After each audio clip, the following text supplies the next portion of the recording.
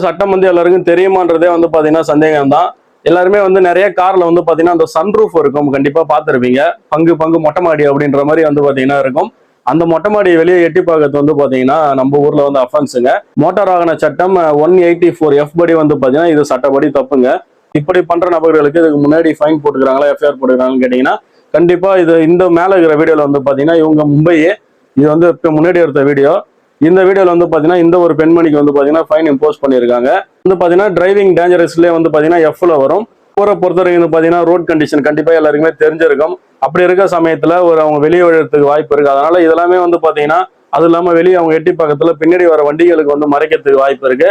இதெல்லாமே வந்து பாத்தீங்கன்னா இந்த டிரைவிங் டேஞ்சரஸ்லி அப்படின்றதுக்குள்ள வந்து கொண்டு வந்துட்டு இதெல்லாமே வந்து பாத்தீங்கன்னா அஃபென்ஸ் அப்படின்னு சொல்லி கிளாசிஃபை பண்றாங்க. அதனால உங்க நண்பர்கள் யாராவது மொட்டை மாடி பார்த்துட்டு போறாங்க கார் உள்ள அப்படின்னு அவங்களுக்கு இந்த ஒரு வீடியோ ஷேர் பண்ணுங்க.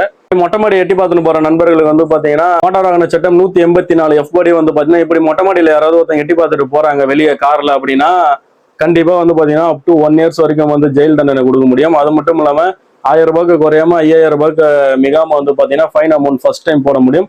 திரும்ப அதே பண்றாங்க அப்படின்னா அதிகபட்சம் 10,000 2 வருஷம் வரைக்கும் வந்து பாத்தீங்கன்னா ஜெயில் என்ற ஒரு விஷயத்த நீங்க எல்லாரும் தெரிஞ்சீங்கன்னா உங்க நண்பர்கள் யாராவது இது மாதிரி கார்ல மொட்டை மாடி பார்த்துட்டு போறாங்கன்னா அவங்களுக்கு இந்த வீடியோ ஷேர் பண்ணுங்க. இது தப்புன்றத சொல்லுங்க.